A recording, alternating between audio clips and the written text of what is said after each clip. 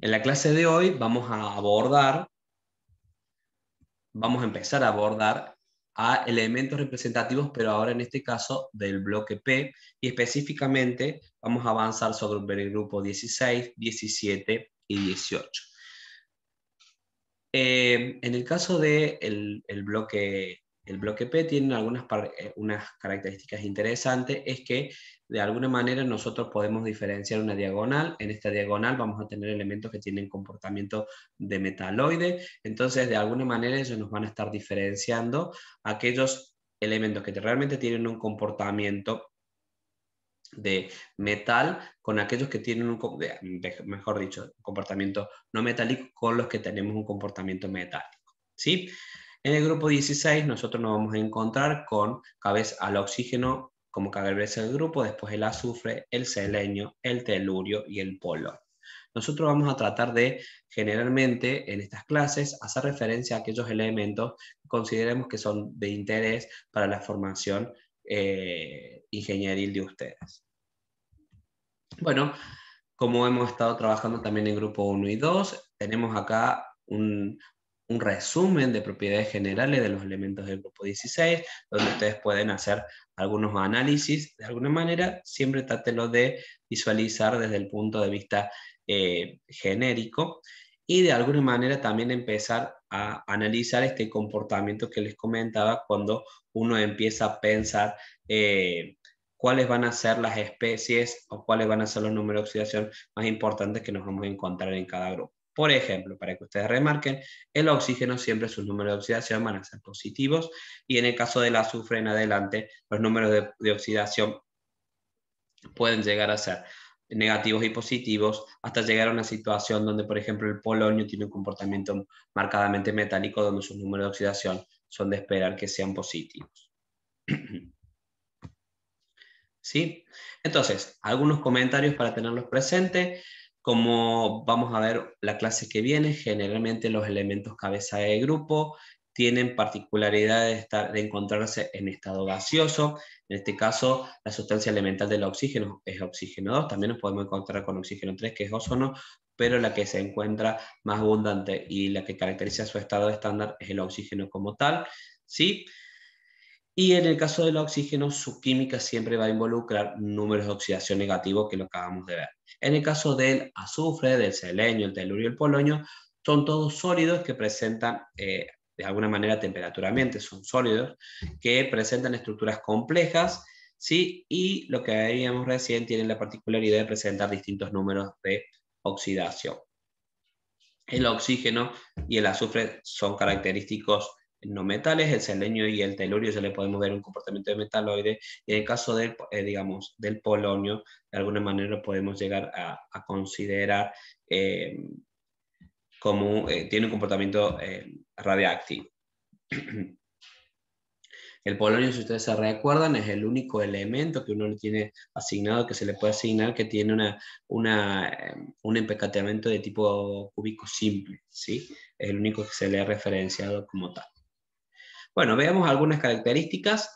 El oxígeno tiene su especie alotrópica más estable, que es el oxígeno 2, donde tiene de alguna manera una energía bastante considerable para su disociación. Fíjense que se necesitan algo así como casi 500 kJ por mol para lograrlo. Entonces eso nos habla de su marcada estabilidad, y de alguna manera uno puede, dependiendo de distintos procesos de ionización, como por ejemplo en este caso un proceso de energía de ionización, y en estos casos de afinidad electrónica, uno puede ver cómo, si ustedes se recuerdan, uno puede llevar a que vaya aumentando, si se quiere decir, los órdenes de enlace. Si aumenta el orden del enlace, obviamente la energía del mismo va a ir incrementándose.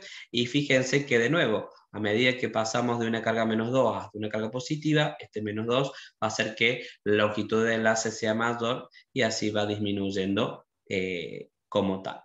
Si ustedes se fijan, esta estructura que conocemos es una estructura de tipo peróxido, y esta es una estructura de tipo superóxido. Recuerden ustedes que una particularidad del oxígeno es que cuando hacemos una combinación directa con metales alcalinos podemos formar o superóxidos, o también podemos formar peróxidos, Y el oxígeno forma parte, obviamente, de otro tipo de compuestos que son de relevancia, como son los óxidos, los silicatos en la corteza terrestre, bueno, los carbonatos, los fosfatos y sulfatos. Otro de las especies, otro de los alótropos del oxígeno como tal, es el ozono.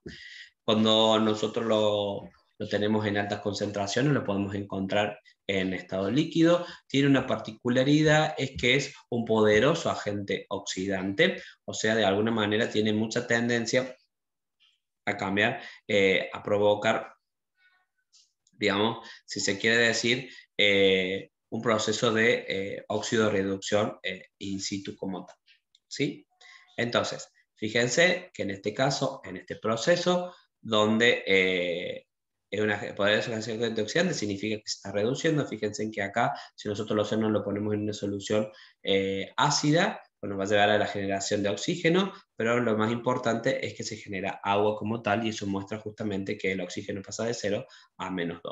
Lo que tiene que llamarle la atención que realmente en estas condiciones es un agente oxidante muy importante, dado que el potencial asociado a esa reacción no es nada más y nada menos que 2 voltios. También, si ustedes se recuerdan, en el caso del ozono, nosotros podemos plantear distintos tipos de estructuras de resonancia, y que de alguna manera uno podía plantear un híbrido donde la longitud de enlace del ozono no era ni 1 ni 2, sino que uno podría llegar a pensar que era como de un enlace y medio, y eso es lo que medianamente está documentado. Otra de las especies que son de relevancia desde el oxígeno es el peróxido de hidrógeno. Acá tenemos distintas alternativas de obtención. Generalmente, cuando uno se obtiene y lo obtiene de la forma más concentrada, es al 30% en una solución acuosa. Cuando uno quiere comprar peróxido concentrado, generalmente es al 30%, se puede conseguir un poquito más, pero obviamente que es absolutamente inestable. Por eso es lo que les decía, que generalmente soluciones más concentradas de alguna manera tienen tendencia a descomponerse, y si lo tuviésemos puro, que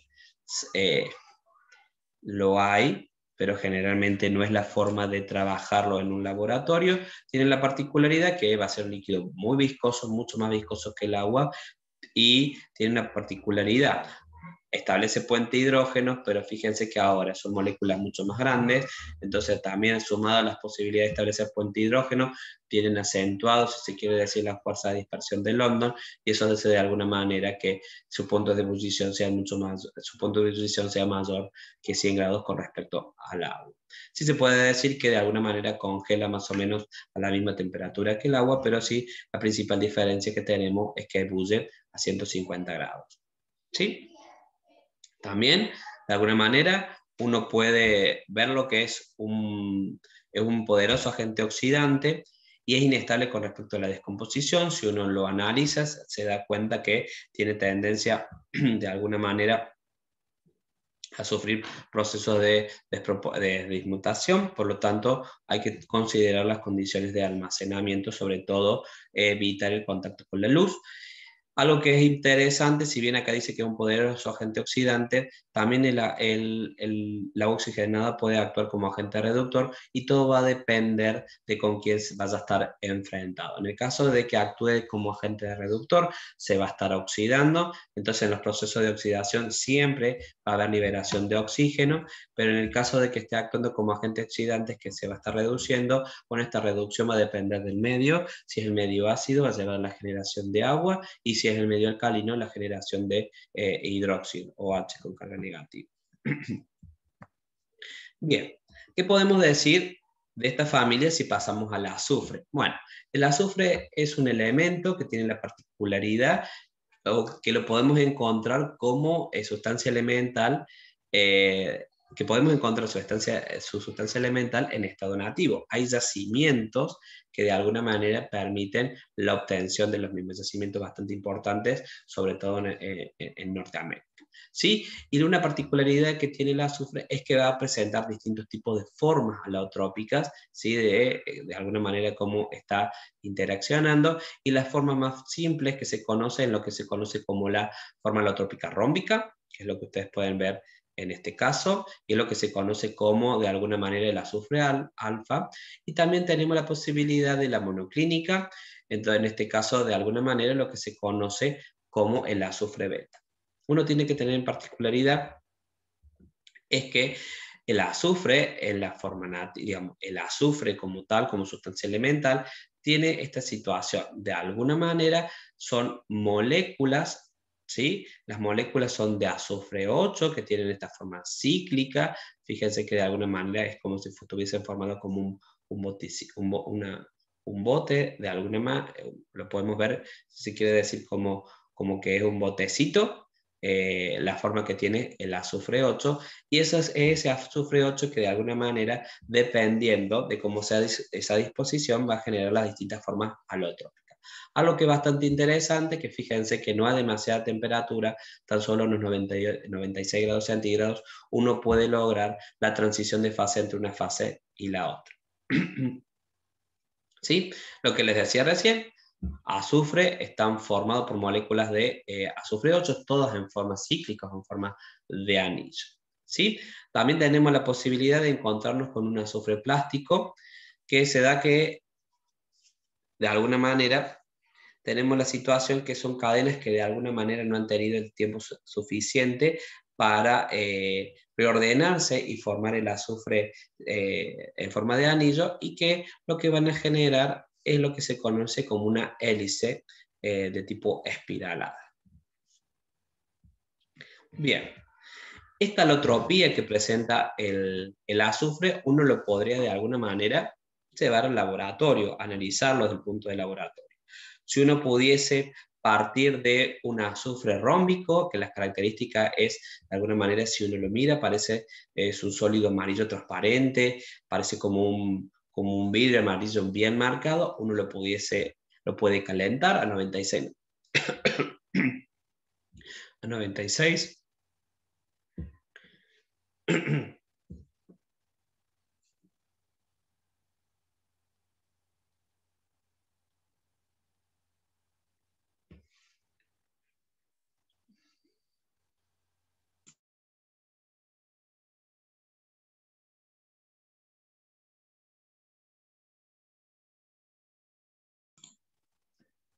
Perdón.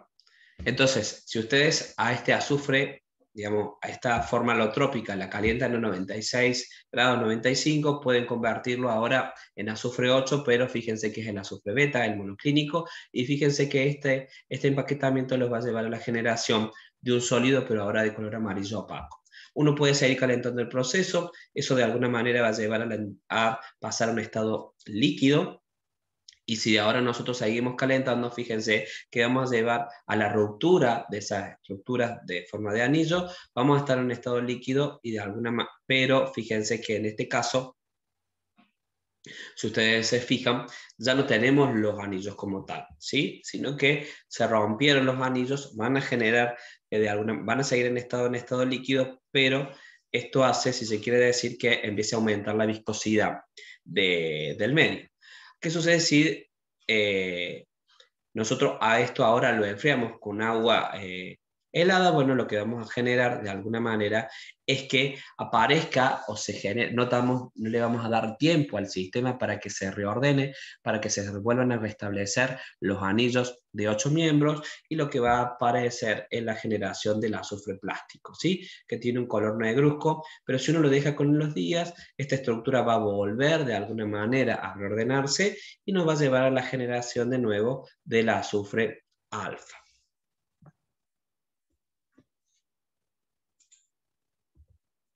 Bien, ¿qué podemos diferenciar o qué es lo que podemos hacer referencia a nosotros en este caso de la familia de azufre? La familia del azufre son de relevancia los óxidos del mismo, sobre todo el óxido sulfúrico y el óxido sulfuroso. Si ustedes se fijan, cualquiera de los dos están favorecidos desde el punto de vista, si se quiere decir, la formación, si se quiere decir, de cualquiera de ellos dos está favorecido desde el punto de vista entálpico, ¿sí? ¿Por qué? Porque si uno analiza, generalmente desde el punto de vista entrópico no hay demasiados cambios. Acá tengo una molécula gaseosa y acá tenemos otra molécula gaseosa, entonces casi no hay cambios. Y si lo pensamos en este caso, fíjense que había como un ordenamiento del sistema. Entonces, la espontaneidad de estas reacciones justamente están favorecidas desde el punto de vista entálpico. Para, de alguna manera, estas reacciones que le estamos presentando son de interés. ¿Por qué? Porque todos ellos van a conducir a la formación del ácido sulfúrico. Entonces, la generación de los óxidos es un intermediario de interés desde el punto de vista industrial. ¿Por qué? Porque ellos nos van a llevar justamente a la generación del ácido sulfúrico, que es el ácido más importante, de alguna manera, de la industria química inorgánica. Bueno, para ello, fíjense que la mayoría, digamos, como partimos generalmente, a partir, fíjense, tenemos que partir de ácido sulfúrico puro. Este ácido sulfúrico, de alguna manera, él va a reaccionar con el óxido sulfúrico para generarnos, fíjense, esta estructura condensada. Esta estructura condensada, que es lo que nosotros conocemos como oleum, ¿sí? De alguna manera, cuando el oleum, que es lo que nosotros tenemos indicado justamente aquí, que es lo que también se conoce como ácido pirosulfúrico, en el caso del ácido pirosulfúrico en contacto con agua, ahora lo que nos va a llevar justamente a la generación de ácido sulfúrico.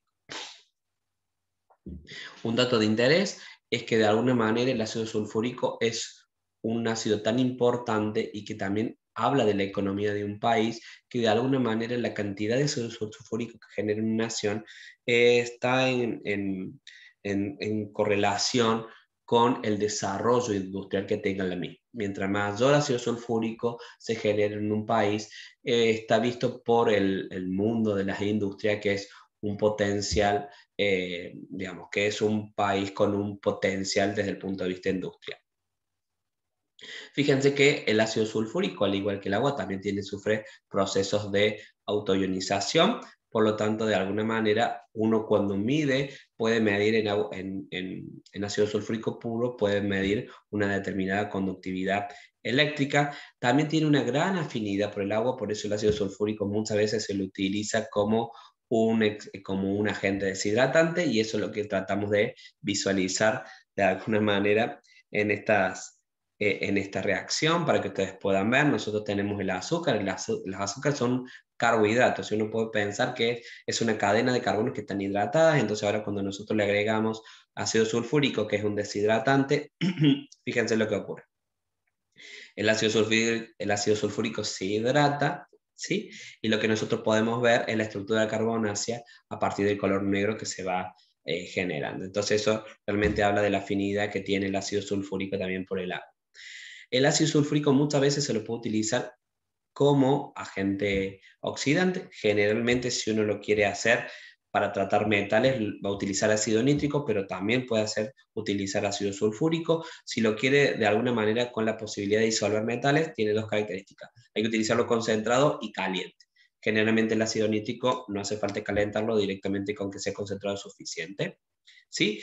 Y cuando está en soluciones diluidas, fíjense que las propiedades oxidantes son realmente despreciables, y muchas veces se lo puede llegar a utilizar para que de alguna manera nosotros podamos tener la generación de hidrógeno, como podíamos ver anteriormente cuando ponemos en contacto zinc con ácido sulfúrico diluido. Bien. Dentro de Profe, las... Sí. una pregunta. ¿No lo suelen usar, y esto estoy hablando de una cosa que había escuchado en un entonces, ¿no lo suelen usar también a veces al ácido sulfúrico para descomponer a veces menas de minerales para extraer diversos tipos de metales, más cuando están en rocas basadas en calcio y en ese tipo de minerales? Generalmente vos, digamos, uno al ácido sulfúrico, cuando vos querés tener reacciones de tipo, no de redox, sino de tipo óxido-reducción, que llevan justamente a la solubilización de minerales, sí lo suelen utilizar. Y bueno, y esto es justamente la razón. ¿Por qué? Porque muchas veces el ácido nítrico también tenías el mismo proceso, pero seguramente el ácido nítrico te puede solubilizar, pero puede llegar a tener acomplejado una reacción de redox también, que en el caso del ácido sulfúrico no lo suele ser. En el caso de la solubilización que estás planteando, generalmente se debe justamente a una reacción de tipo ácido-base.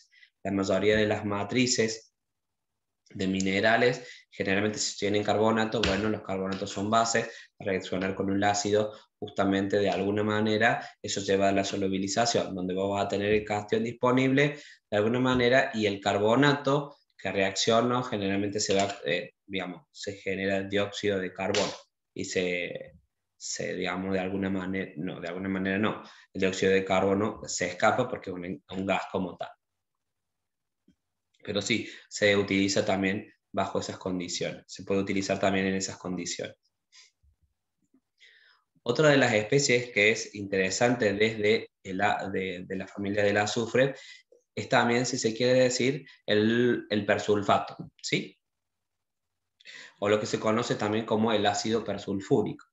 El ácido persulfúrico uno lo puede obtener a partir de electrólisis frías de ácido sulfúrico, y algo que es bastante interesante, si se quiere decir, desde el punto de vista del persulfato como tal, es que si ustedes se fijan, tenemos un enlace oxígeno-oxígeno que es altamente, lo que lo convierte a esta especie como un excelente agente oxidante.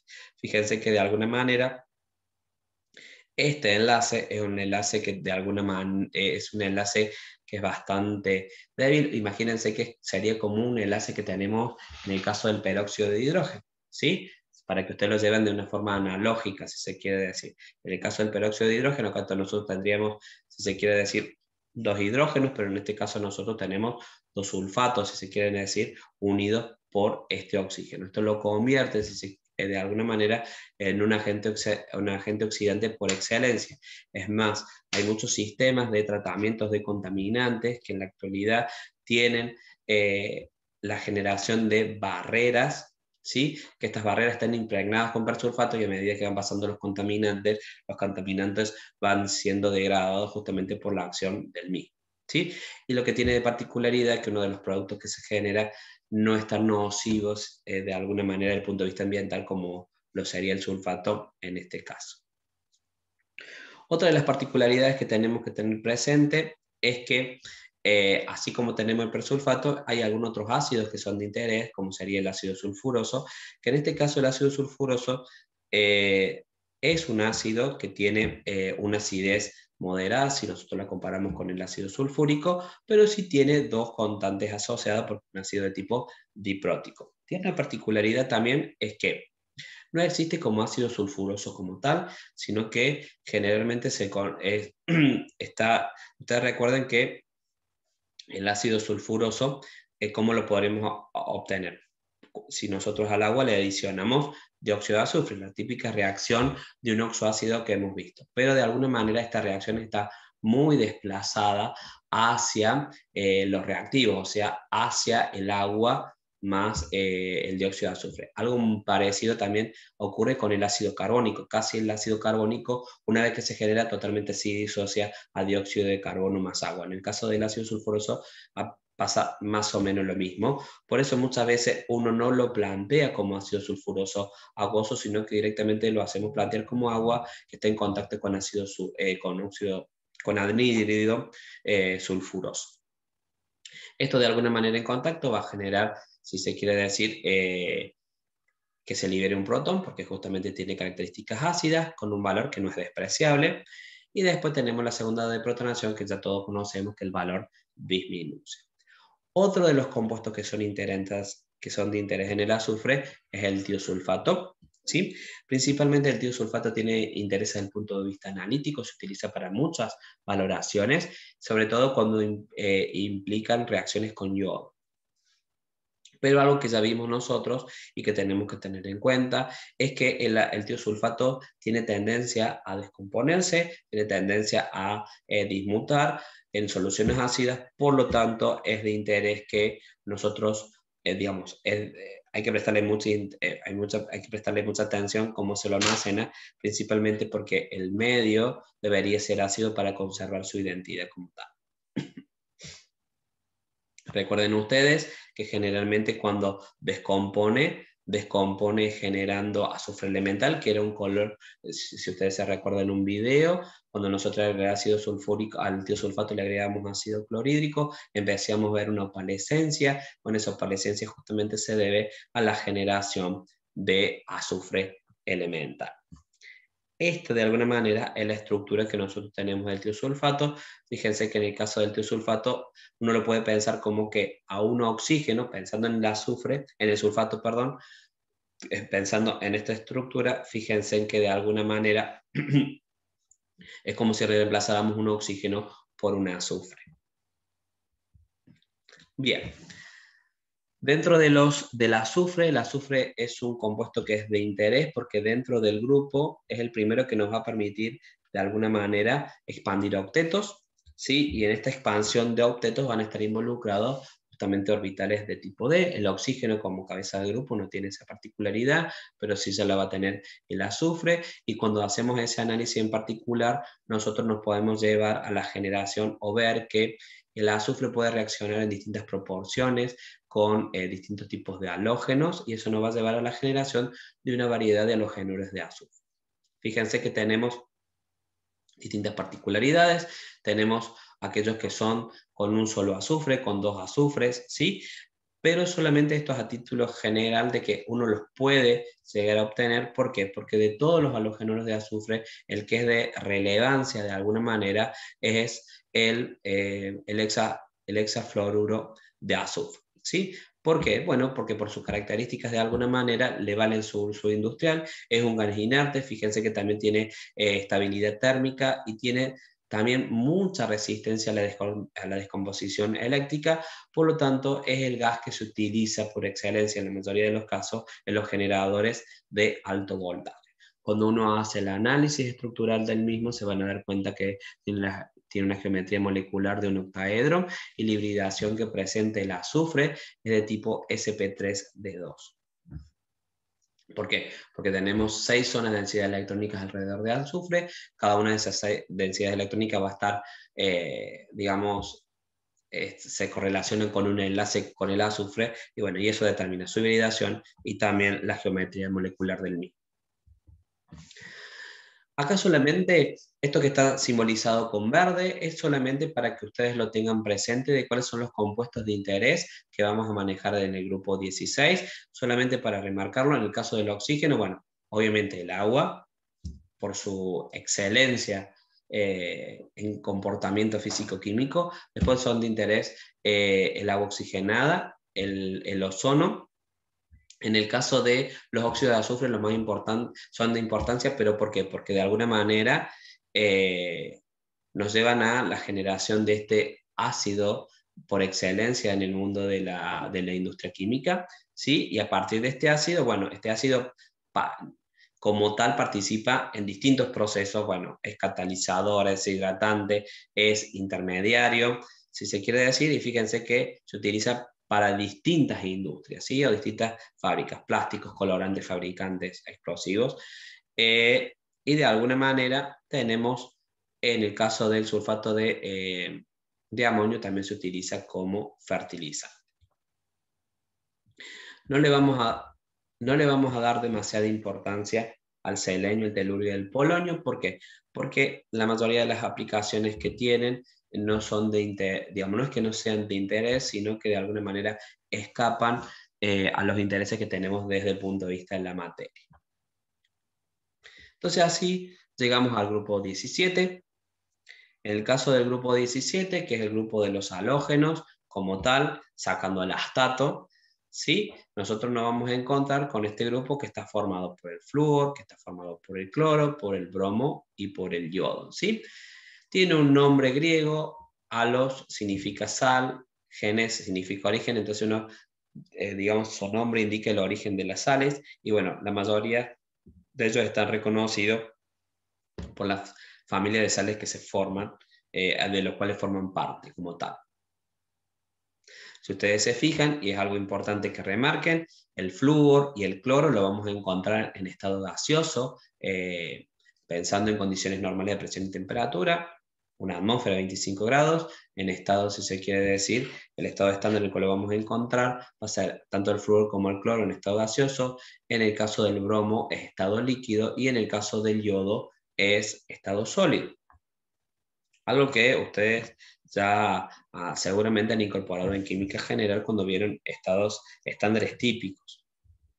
Bueno, de nuevo acá tenemos algunas propiedades para que ustedes lo puedan ver, para que ustedes se puedan fijar. ¿Qué pasa con, por ejemplo, acá es fácil ver las afinidades, las energías de ionización? ¿Qué pasa con las afinidades electrónicas? ¿Qué pasa con los puntos de fusión y los puntos de ebullición? Recuerden que en el caso de este caso de punto de fusión y ebullición estamos pensando en flúor 2, cloro 2, bromo 2, yodo 2. En todos los casos son fuerzas intermoleculares de tipo dispersión de London. Mientras mayor es la cantidad de electrones que tenemos, más importantes son. Por eso fíjense que el yodo no solamente que lo vamos a estar en estado sólido que responde a esa situación, sino que va a presentar el mayor punto de fusión, ¿sí? Y así, por ejemplo, tanto el flúor 2 como el cloro son los que presentan las menores fuerzas intermoleculares y por eso es el estado gaseoso y también sus menores puntos de fusión, como los podemos ver en ese caso. Algo que es interesante es que todos tienen marcados,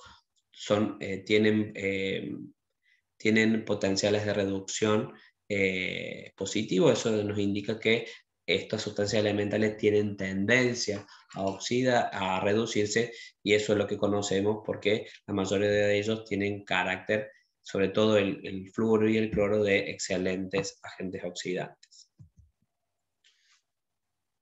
Bien. Así como no encontramos a los metales alcalinos y tercios en la naturaleza porque eran muy reactivos, lo mismo va a pasar con los halógenos. ¿Por qué? Porque los halógenos, de alguna manera, son también bastante reactivos y entonces lo encontramos en la naturaleza generalmente combinados, ¿sí? De todos ellos, como dijimos anteriormente, el flúor es el más electronegativo, solo presenta el número de oxidación típico, que es el -1, y los otros, si bien el cloro, el bromo y el yodo también son electronegativos, también pueden formar número de oxidación donde van a tener un número de oxidación positivo. En este caso, ¿cuándo va a ser? Bueno, cuando se combinen con oxígeno o cuando se combinen con flúor. ¿Sí? Debido a esta característica de ser moléculas apolares, son muy poco solubles en agua, como moléculas diatómicas, entonces muchas veces se puede mejorar la solubilidad. Fíjense en el caso del yoduro, en el caso del yodo, cuando le agregamos un exceso de yoduro y forma el yoduro, y ahora esta especie que tiene carga sí va a ser soluble, y eso es lo que estuvimos viendo en los sobre todo eso es lo que manifestamos cuando analizamos el trabajo práctico número 1 de la cátedra. Bien, esto solamente, de nuevo, es a modo informativo. ¿Cuáles son las fuentes principales que tenemos? En el caso del flúor es la fluorita, la fluorapatita, también tenemos la criolita. Y si ustedes se fijan en el caso del cloro, que son como los más importantes, la sal de arroz, ¿sí? Y esas medianamente son las fuentes de las cuales podemos obtenerlo como tal. Fíjense que no lo encontramos de forma elemental, sino que lo encontramos combinado, entonces de alguna manera tenemos que lograrlo generar.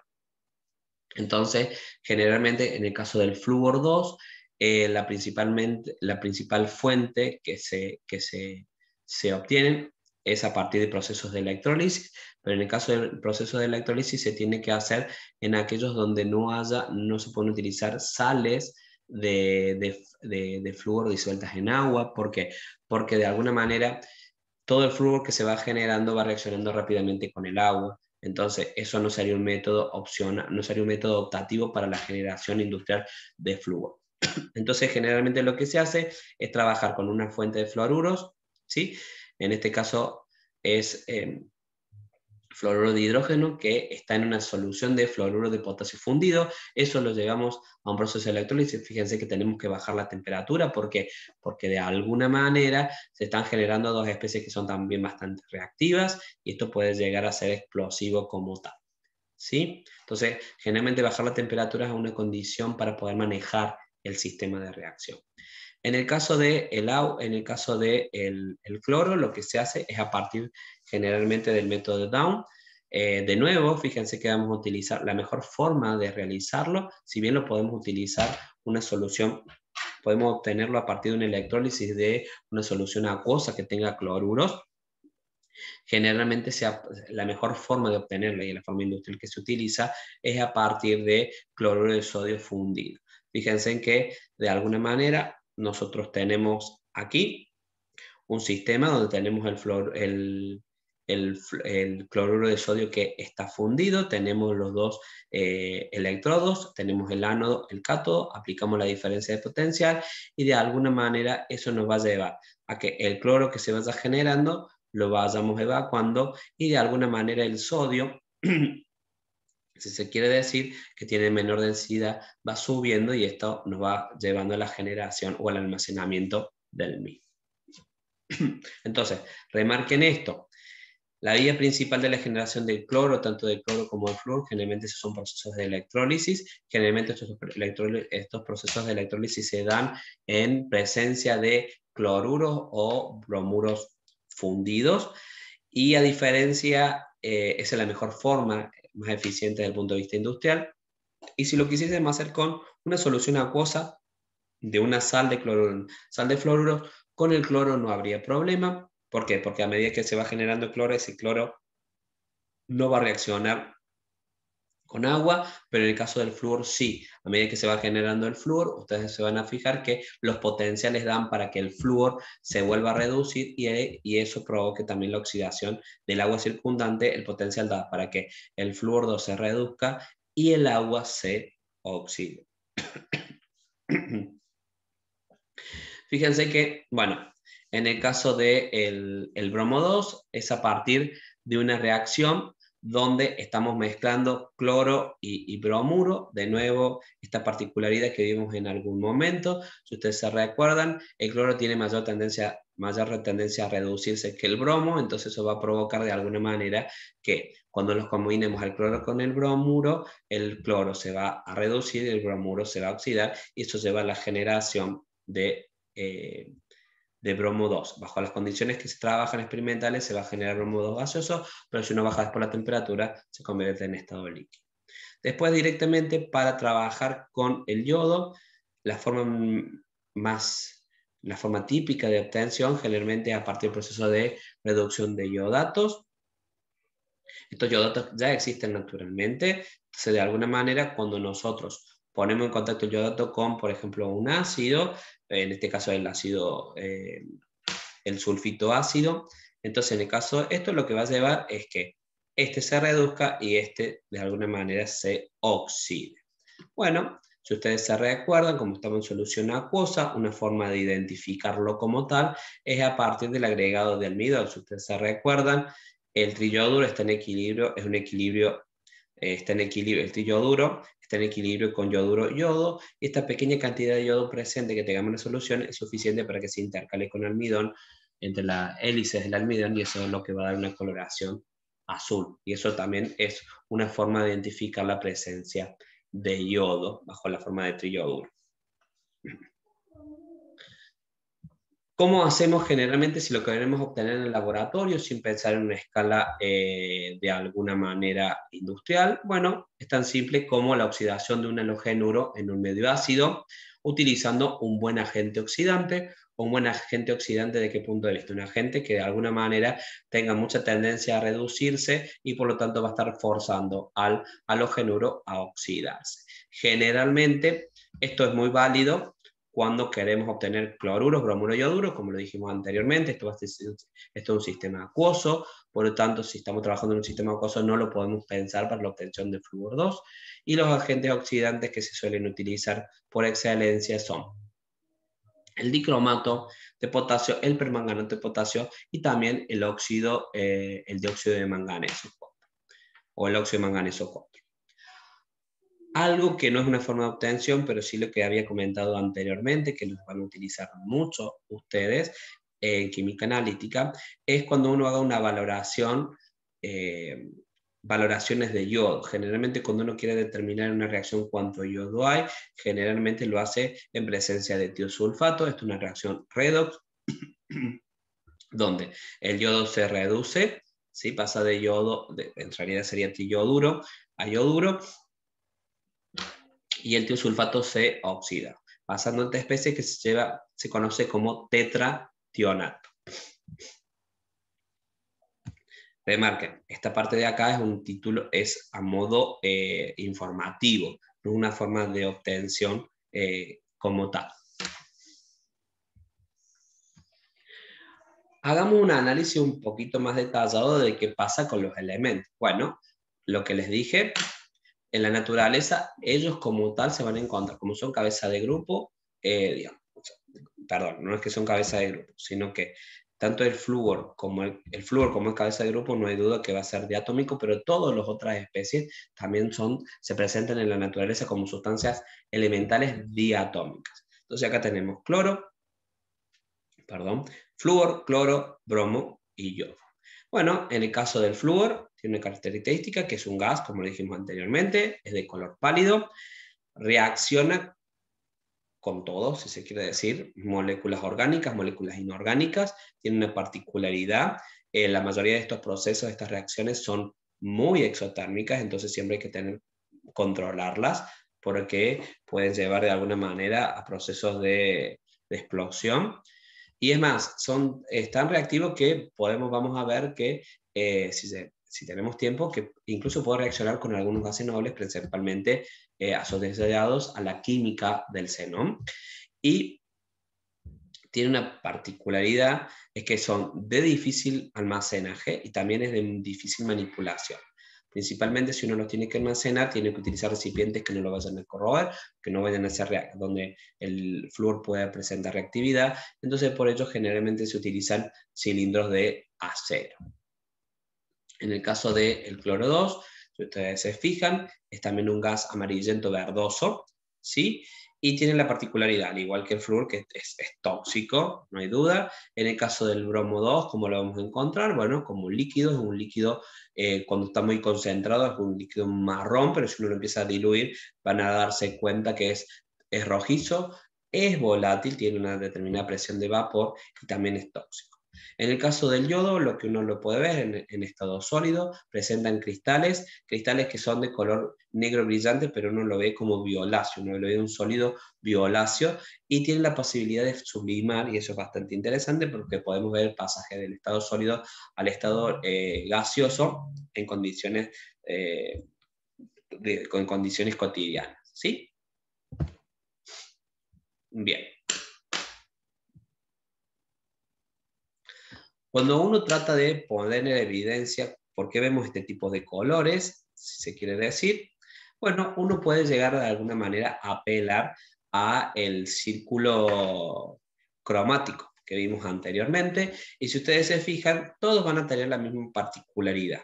El color se va a deber a la transición que se va a observar entre los electrones que están ocupando un orbital molecular un orbital molecular tipo pi antienlazante al orbital molecular sigma antienlazante, ¿sí? Entonces, en el caso del flúor, como tenemos mayor intensidad, si ustedes se fijan, como es mayor este desdoblamiento, va a ser el que más absorba hacia el ultravioleta. ¿Sí? ¿Por qué? Porque son los que tienen mayor energía, o sea, son menores longitudes de onda. Entonces, cuando observan esta región, el color que vamos a ver es el amarillo. Y si lo llevamos nosotros al caso del yodo, fíjense que esta es el menor transición electrónica, de alguna manera. Si ustedes se fijan, en este caso va a absorber más o menos en el amarillo, es el que menor necesita, por lo tanto lo vamos a estar viendo de alguna manera en el violeta. Recuerden que estas transiciones están asociadas a un proceso de tipo homo-lumo que tienen, si se quiere decir, en cada uno de ellos, y lo que podemos ver es que esta diferencia entre el homo y el lumo, a medida que va bajando en el grupo, va disminuyendo, o sea que se necesita menor energía para poder lograr esa transición electrónica. Y el color que vemos es el color complementario. Como vimos anteriormente o dijimos anteriormente, las fuerzas que están involucradas en cada uno de ellos son fuerzas de dispersión de London. Entonces, a medida que vamos bajando en el grupo, es lógico pensar que las fuerzas se hagan más intensas y eso conlleva a que el punto de fusión, el punto de ebullición aumenten, y también conlleva que los radios atómicos, los radios iónicos, conlleven un aumento a medida que se desciende en el grupo. ¿Sí? Si uno se fija, a medida, uno que podríamos llegar a pensar, lógicamente, es que si los radios son más grandes, las longitudes de enlace van a ser cada vez mayores, y eso sí es cierto.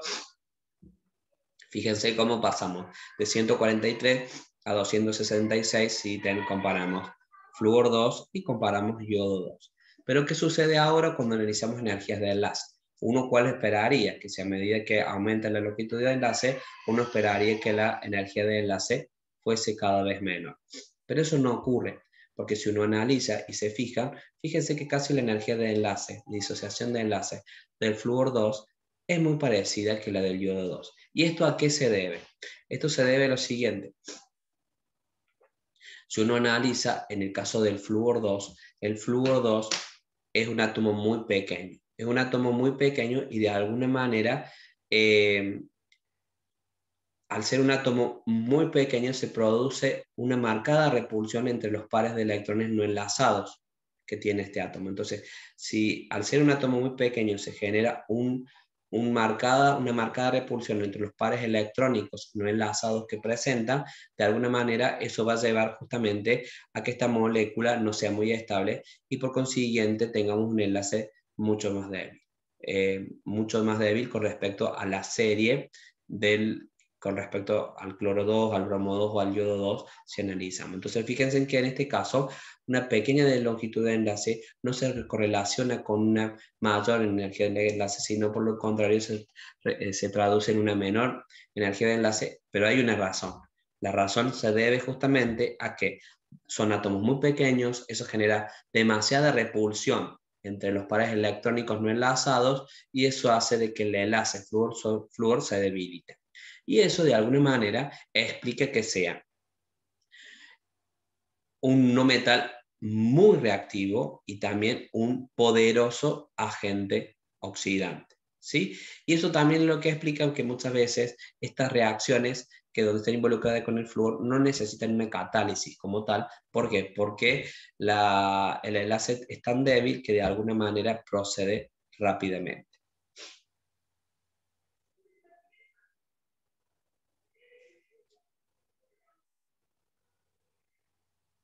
Entonces, fíjense en una característica. La mayoría de los elementos van a reaccionar también con cloro, con bromo y con yodo, pero fíjense lo que les comentaba, sí o sí van a necesitar estar activadas y generalmente esta activación se hace con radiación UV o con calor. Cuando reaccionen con el agua, fíjense lo que les comentaba anteriormente, en el caso del flúor, directamente el flúor va a provocar la oxidación del agua, entonces eso va a llevar a la generación de el halógeno correspondiente y que el agua se oxide, por eso se le genera ácido fluorhídrico y oxígeno como tal, pero en el caso de desde el cloro al bromo van a reaccionar con agua, pero fíjense que en este caso se van a dar, si se quiere decir, un proceso donde el halogénuro se puede oxidar o se puede reducir, ¿sí? Fíjense cómo cambia el número de oxidación. Acá tenemos un número de oxidación positivo, acá un negativo, y eso nos indica que los demás en agua generalmente van a sufrir un proceso de alguna manera con cambios en los números de oxidación. Bien, algo que le dijimos recién o algo que ya hemos analizado y que lo hemos puesto en evidencia en la diapositiva anterior es las propiedades redox. Estas propiedades redox, si ustedes se fijan, de alguna manera son muy importantes para el flúor y empiezan a bajar a medida que vamos bajando en el grupo, lo que nos muestra de nuevo, digamos, que el mejor agente oxidante es el flúor y que esa tendencia va disminuyendo a lo largo del grupo. Y cuando uno empieza a hacer un análisis de cuál puede ser la razón de por qué estar marcado en el flúor con respecto al otro, y uno empieza a hacer análisis de los factores que pueden estar involucrados, bueno, el principal que uno puede ver es que estos delta H, estos potenciales de reducción están muy controlados de alguna manera por las entalpías de hidratación, que en este caso los delta G de hidratación de cada una de las especies, de cada uno de los géneros que se van generando. Fíjense en que el fluoruro, al ser tan pequeño, tiene una hidratación muy marcada, por eso tenemos un valor de casi 460, comparado con el yoduro, donde la hidratación de alguna manera no está tan favorecida y solamente se liberan 270 kilojoules. ¿Sí? Una particularidad que ya lo vimos anteriormente es que ya lo habíamos visto anteriormente para la síntesis del bromo, para la obtención del bromo. Fíjense en ahora qué pasa si yo mezclo, por ejemplo, un halógeno con un halogenuro. Hay posibilidades de reacciones de tipo redox, y sí, dependiendo de si uno tiene tendencia a reducir, tiene mayor tendencia a reducirse con respecto al otro. Entonces, fíjense, en este caso estamos mezclando cloro, está solubilizado un poco en agua, si se quiere decir, tenemos yoduro, y ahora cuando nosotros logramos la reacción, fíjense que el cloro tiene mucho mayor tendencia a reducirse, lo que va a forzar a que el yoduro se oxide, y eso es lo que va a estar ocurriendo. Pero ahora nosotros al sistema lo que le vamos a estar agregando es tetracloruro de carbono, que es de alguna manera un solvente apolar. Entonces, como este solvente es apolar, a ese solvente apolar va a extraerse o va a particionar preferentemente una molécula polar, que es el yodo, y eso es lo que uno de alguna manera lo que visualiza en esta reacción. A medida que va ocurriendo, todo el yodo que se va generando, como tiene características apolares, se va de alguna manera extrayendo hacia el solvente, o se va solubilizando en el solvente apolar, y eso es lo que da de alguna manera la coloración violeta que podemos ver aquí. Bien.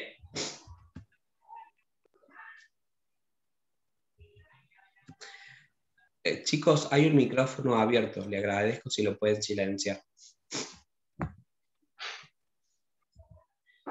También una de las características importantes son los halogenuros de hidrógeno. Nosotros ya lo hemos analizado cuando vimos los hidrácidos de alguna manera, y de nuevo lo que podemos analizar y podemos evidenciar de cada uno de ellos es cómo cambian algunas propiedades, principalmente el punto de fusión. Fíjense en cómo el punto de fusión del fluoruro de hidrógeno es mucho mayor con respecto a los otros halogenuros de hidrógeno, y ello de nuevo responde a la posibilidad de establecerse fuerzas intermoleculares de tipo puente hidrógeno en el fluoruro de hidrógeno.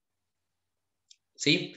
Bueno, las distancias, ustedes tienen acá de alguna manera las energías de disociación de enlace. Es lógicamente pensar, en este caso, tenemos cada uno de los halógenos unido a un hidrógeno. A medida que esas longitudes de enlace sean mayores, las energías de disociación de enlace van a ser menores, y eso de alguna manera es lo que explica por qué cuando ahora tenemos cada uno de estos solubilizados en agua, el ácido clorhídrico es un ácido fuerte, el bromídico, tramídico y clorhídrico también, con respecto al ácido fluorhídrico.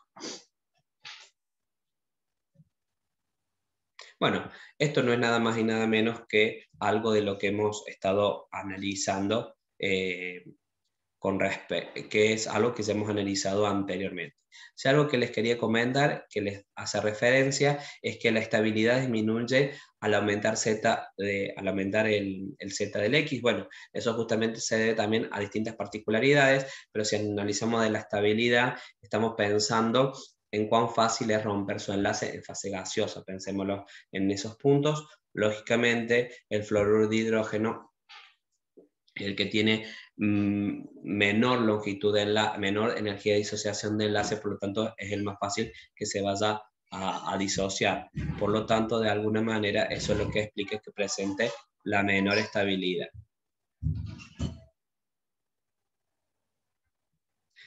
Bien. Saliendo ya de los halógenos de hidrógeno y pensando ahora en la combinación con otros tipos de elementos de la tabla periódica, nosotros nos podemos encontrar con halógenos que son de tipo metálicos o iónicos. En este caso, generalmente lo vamos a estar analizando con metales que tengan números de oxidación +2, +1 y +2, y principalmente los suelen ser los del grupo 1 y 2, y algunos metales del bloque D. La mayoría de ellos son estables, ¿sí?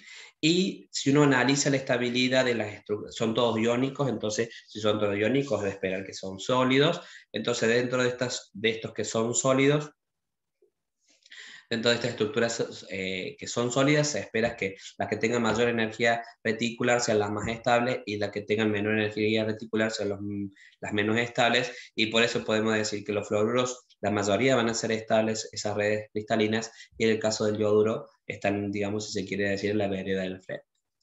Con respecto a la mayoría son incoloros, ¿sí? La mayoría de ellos van a ser incoloros y solubles, excepto algunas particularidades como los halogenuros de plata, los halogenuros de plomo, los halogenuros de, fíjense, de plata, de plomo, de mercurio, mercurio 1 y de cobre 1, ¿sí?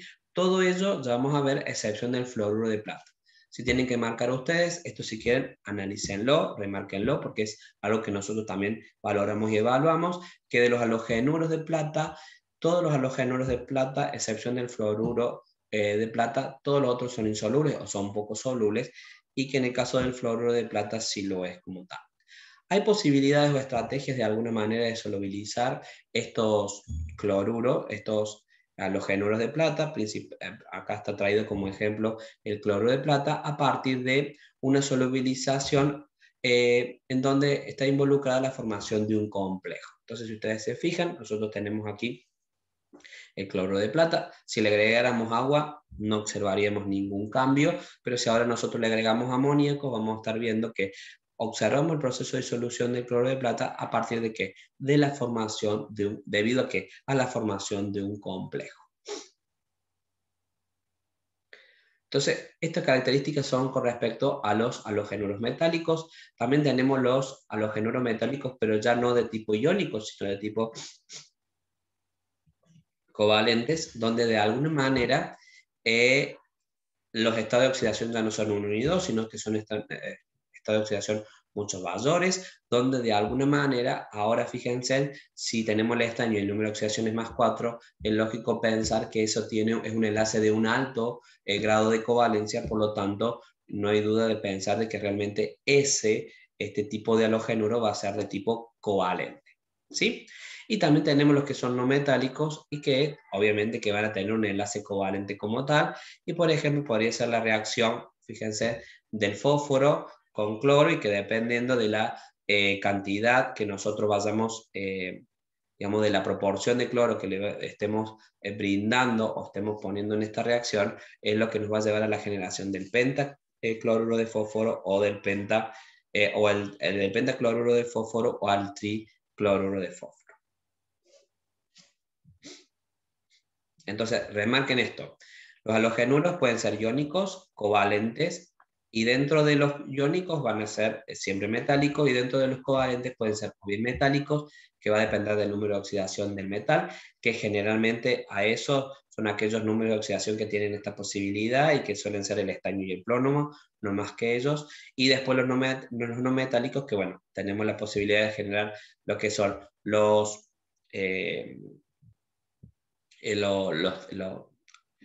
los cloruros, los bromuros, los yoduros del fósforo. También tenemos la posibilidad de generar algunas especies con nitrógeno. Obviamente que ya vamos a ver que con nitrógeno no podemos generar no podemos pensar en pentacloruro de nitrógeno, sino que podemos pensar en un tricloruro de nitrógeno, que eso ya lo vamos a abordar próximamente. Tratando de abordar un poco un ejercicio de la guía, que hace justamente referencia a la solubilidad de los halogenuros de plata, nosotros lo que les propone ese ejercicio es tratar de proponer, si se quiere decir, distintas estrategias de cómo podemos solubilizar una sal poco soluble.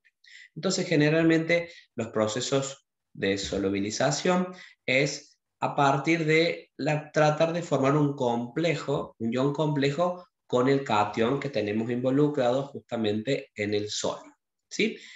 Obviamente que uno le podría poner agua, pero en caso de agua, fíjense que tenemos KPX que son muy pequeños, entonces de alguna manera el agua, que también, si se quiere decir, lo estaría complejando, no es lo suficientemente bueno como ligando para lograr la solubilización como tal de de estas especies poco solubles.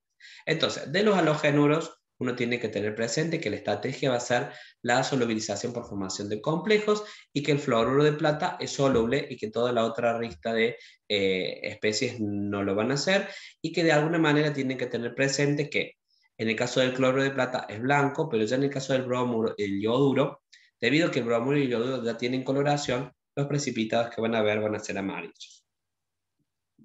Entonces, ¿cuál es la estrategia de alguna manera? Bueno, decir, yo en este caso lo que voy a estar haciendo, bien, tengo la sal que es poco soluble y ahora le voy a estar agregando el acomplejante.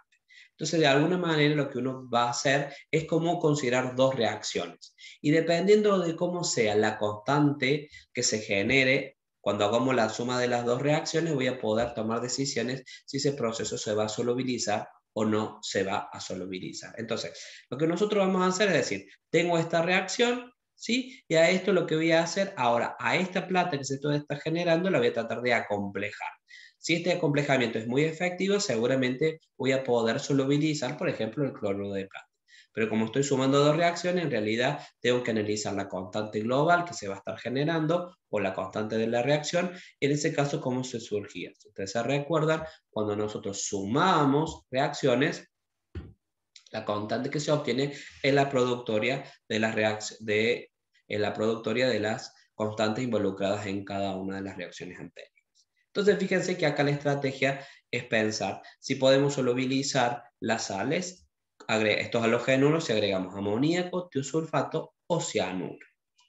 Obviamente que desde el punto de vista del laboratorio, lo que uno trata es de pensar en utilizar amoníaco. ¿Por qué?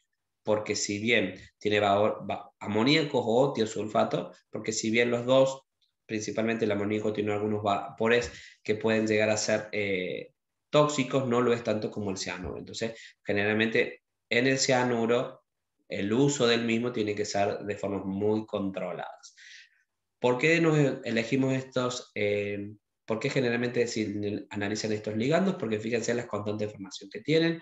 Fíjense que este es del 10 a la 7, este de 10 a la 13 y este es de 10 a la 20. O sea, no hay duda que de todos el mejor ligando es el cianuro, pero bueno, desde el punto de vista práctico trataremos de evitar.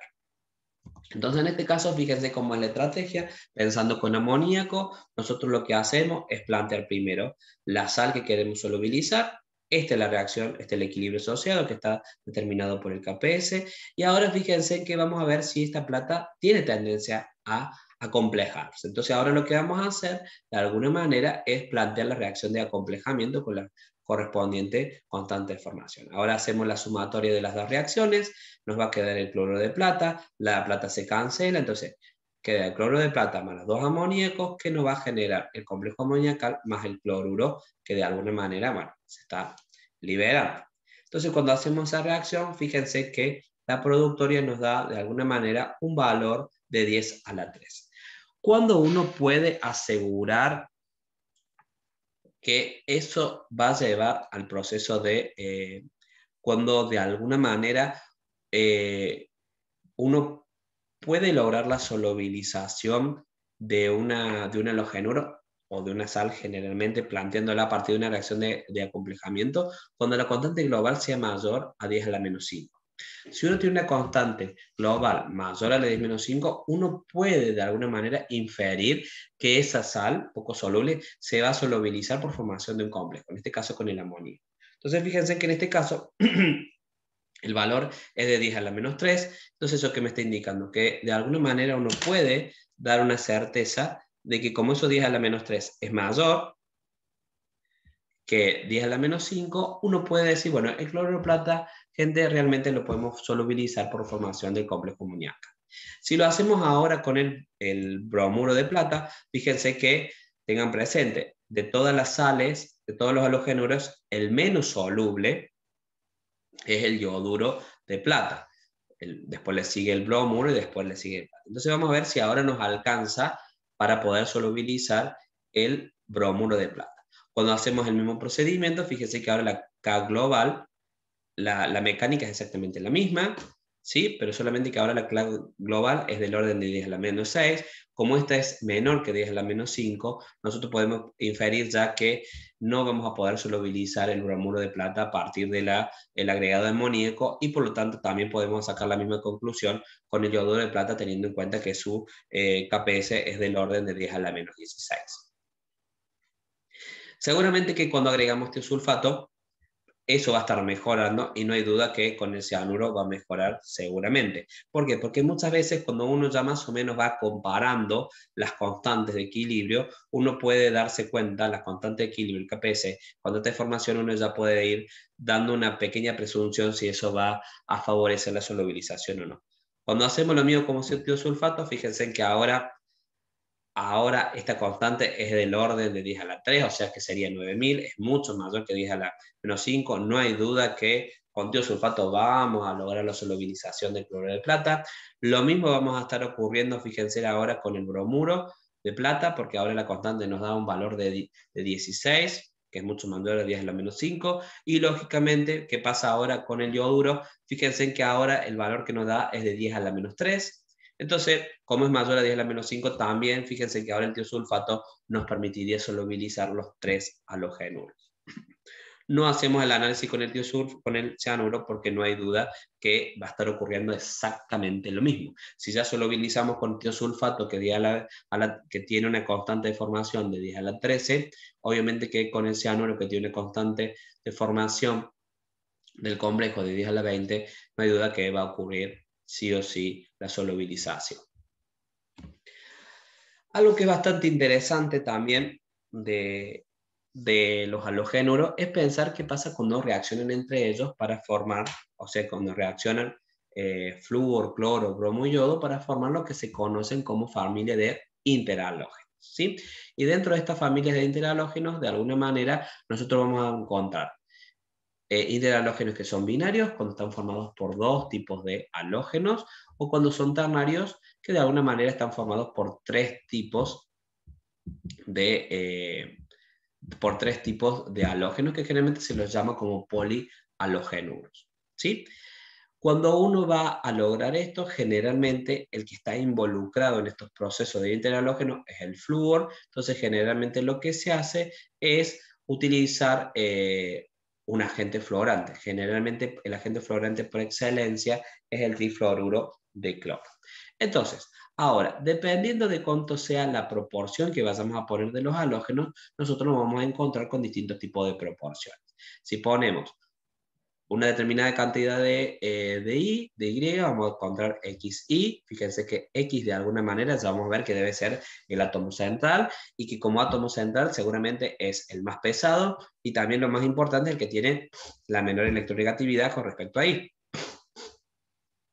Entonces, de alguna manera, en el átomo central, como siempre, vamos a poner aquel elemento, aquel halógeno que tenga la menor electronegatividad, y por lo tanto es el que se conlleva o el que lleva el estado de oxidación positivo.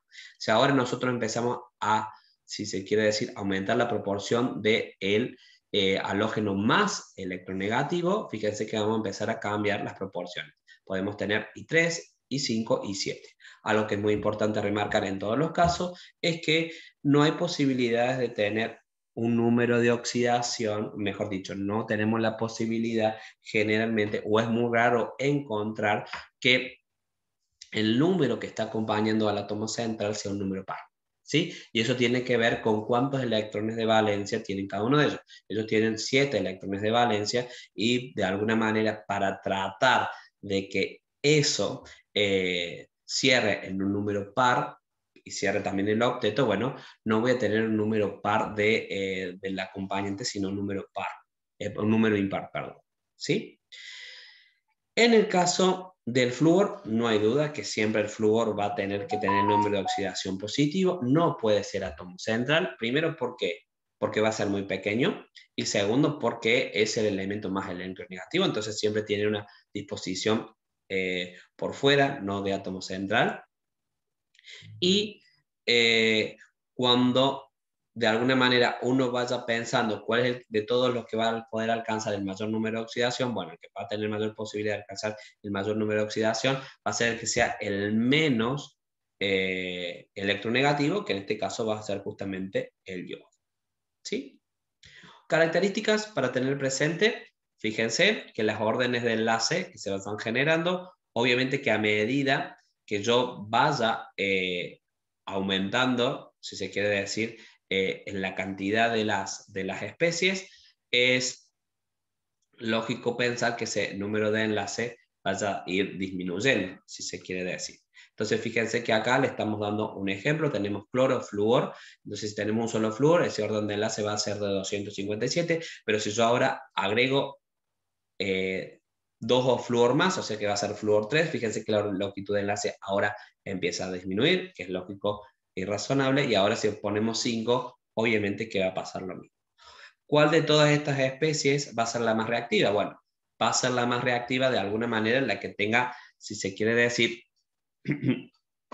mayor, va a ser más reactiva la que tenga el mayor número de especies, ¿sí? Que tenga mayor, cuando mayor es el número de coordinación del átomo central, si se quiere decir. Y en el caso de las especies, si empezamos a analizar, fíjense que la reactividad del cloro con el flúor va a ser mayor que con el bromo con el flúor y con el yodo flúor, si se quiere decir. ¿Por qué?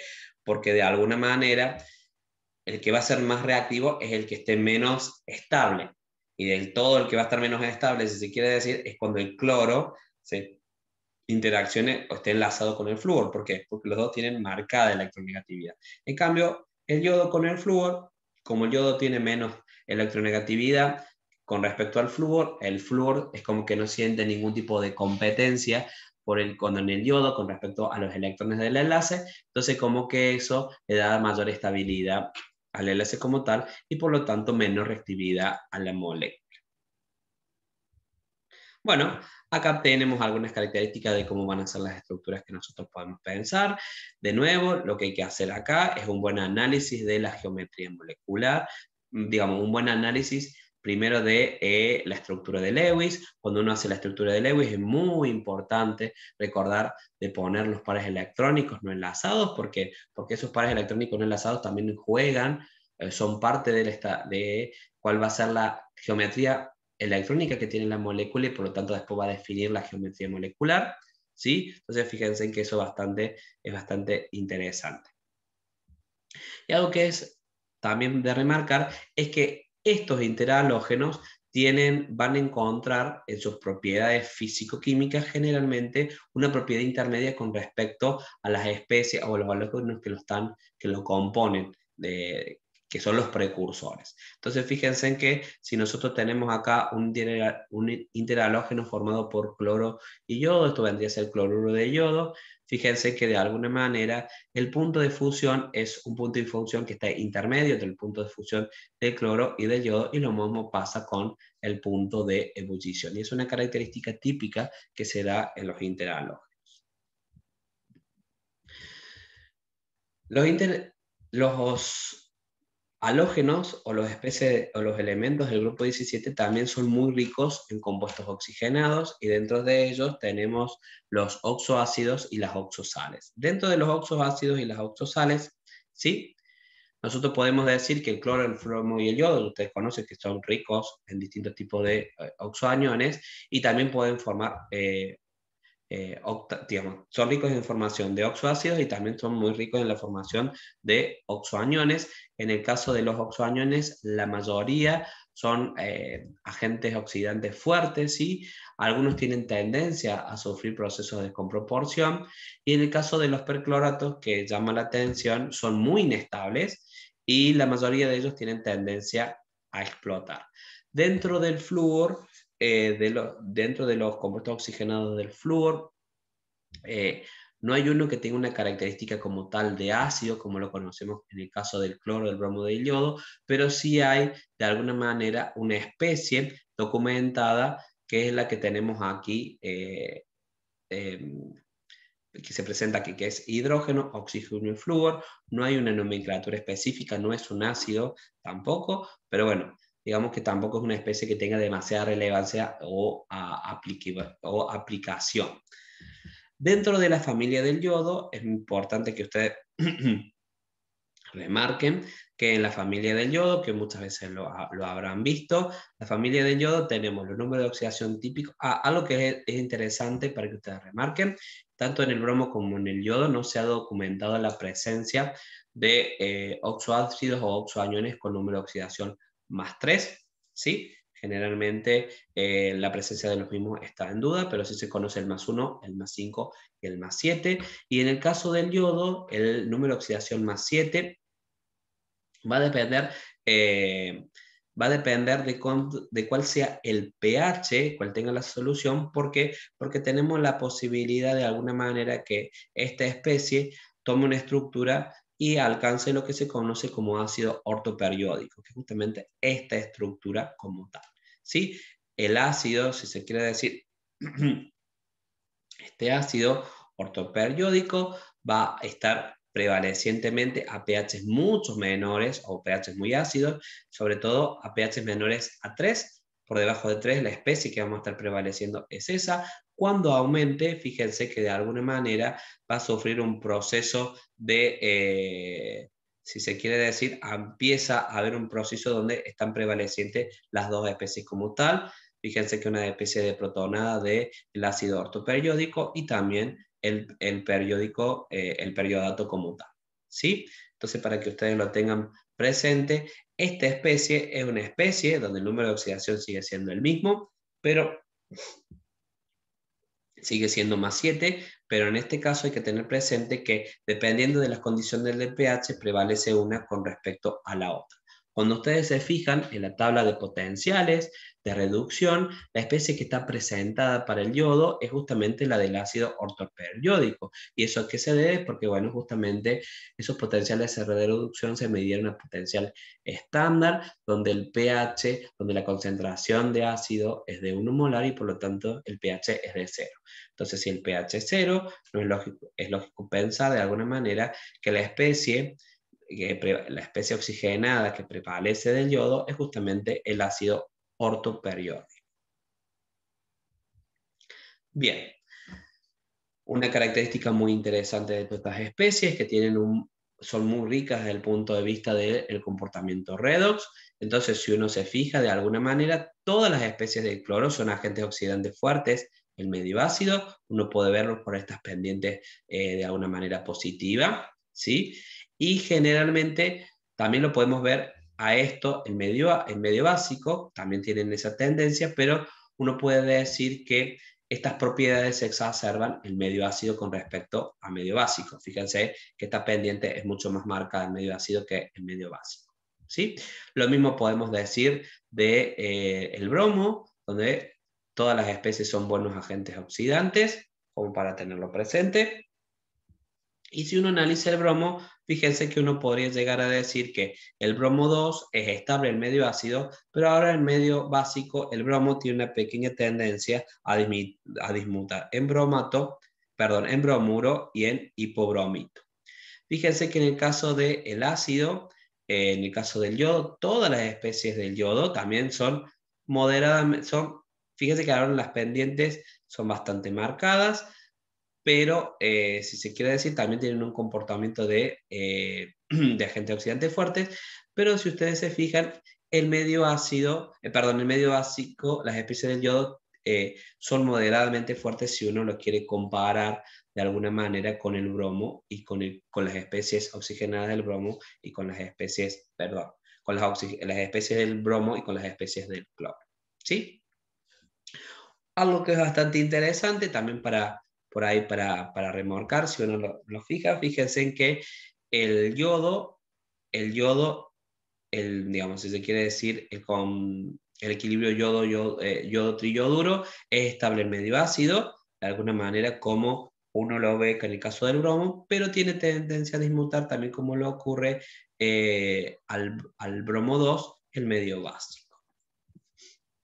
En definitiva, ¿qué es lo que tenemos que tener en cuenta? Que las especies oxigenadas, principalmente tanto del cloro, del bromo y del yodo, son muy ricas en su comportamiento redox y principalmente las propiedades que presentan son de agentes oxidantes. Y eso por ahí los va a diferenciar un poco, por ejemplo, van a tener un comportamiento muy parecido al nitrógeno, pero muy diferente a lo que uno esperaría para el fósforo, o también bastante diferente de lo que uno esperaría para el azufre. Bien, entonces,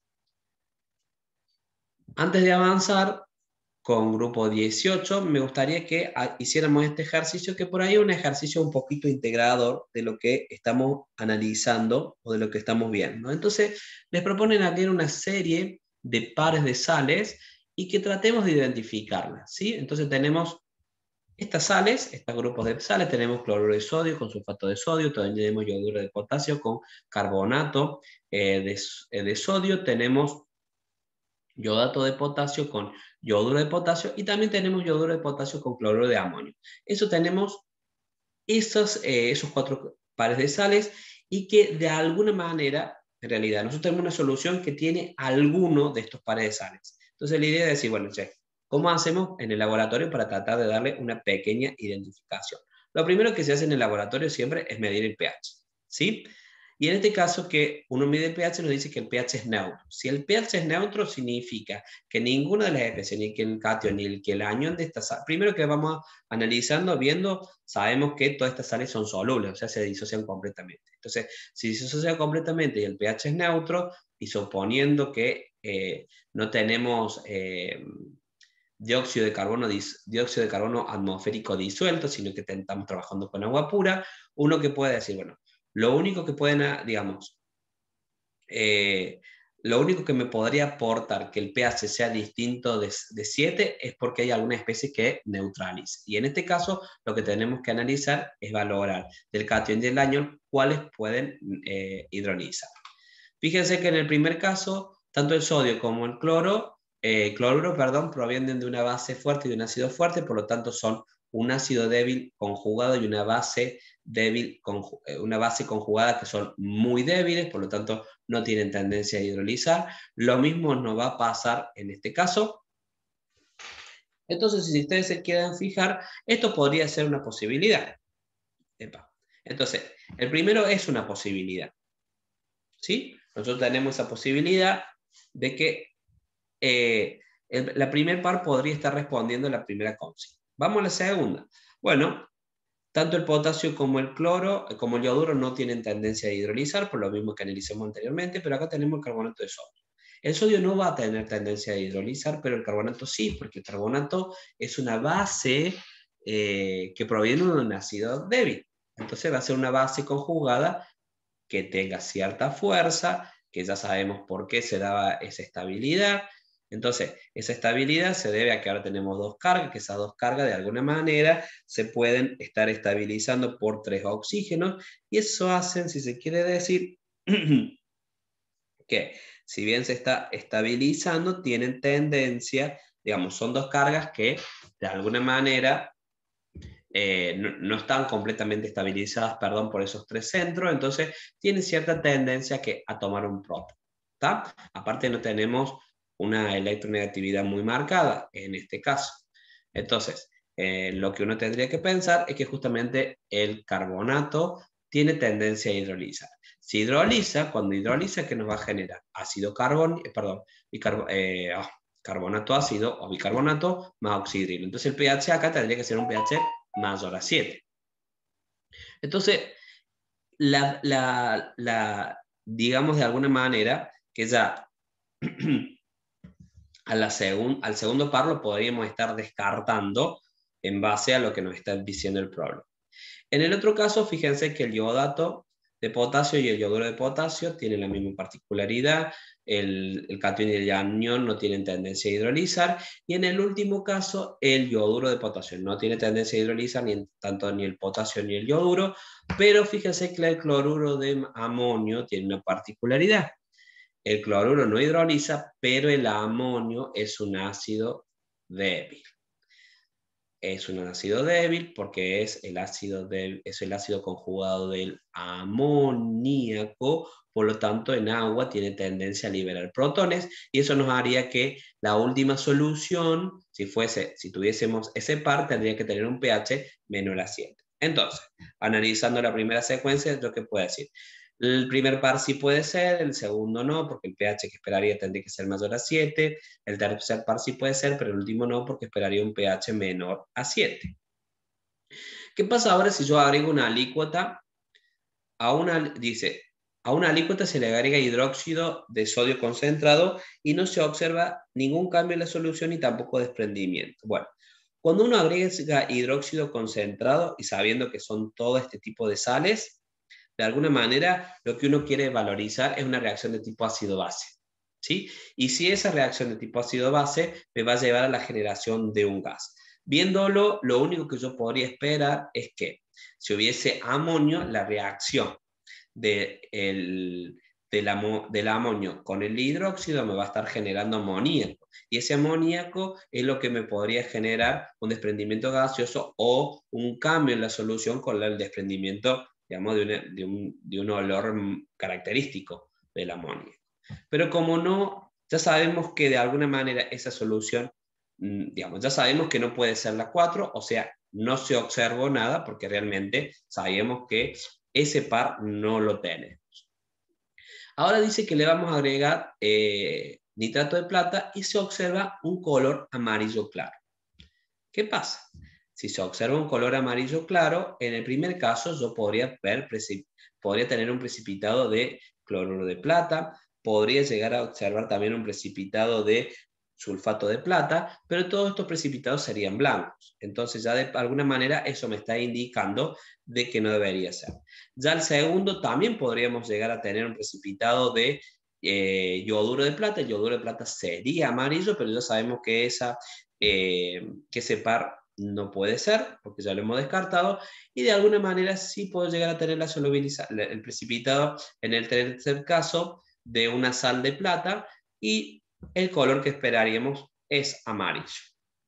Entonces, fíjense que para el primer par ya lo descartamos, pero sí podría llegar a ser para el tercero. Entonces, de alguna manera, con todos estos datos, hasta el ensayo CELSA, podríamos decir que el par de sales que estamos considerando es de la del iodato de potasio y el yoduro de potasio. Pero hagamos un experimento más para llegar a confirmarlo totalmente. Entonces, lo que vamos a hacer es agregarle a esta solución, de alguna manera, si se quiere decir, le vamos a estar agregando ácido sulfúrico diluido y a ello después le vamos a agregar unas gotitas de almidón. Y cuando hacen eso se ve de alguna manera, primero, cuando agregan el ácido, ustedes ven un color pardo intenso. Cuando ustedes en el laboratorio tienen yodo, especies de yodo, y agregan ácido y ven un color pardo intenso, no es duda de que se formó triyoduro, el cual uno podría llegar a confirmar si le agregamos un almidón se parece a un color azul, que es lo que les dice justamente el ejercicio. Ustedes tienen iodato y yoduro, le agregan ácido, lo que están provocando ahí es una reacción redox, donde de alguna manera el yoduro se oxida a triyoduro y el iodato se reduce a triyoduro, ¿sí? Y eso, si se quiere decir, y eso es lo que le da la coloración pardo intensa, la cual de alguna manera podemos poner en evidencia cuando agregamos almidón y vemos la coloración azul. Y bueno, todo ello me permite de alguna manera identificar o llegar a la conclusión de que la solución está formada por el par de sales iodato de potasio, yoduro de potasio.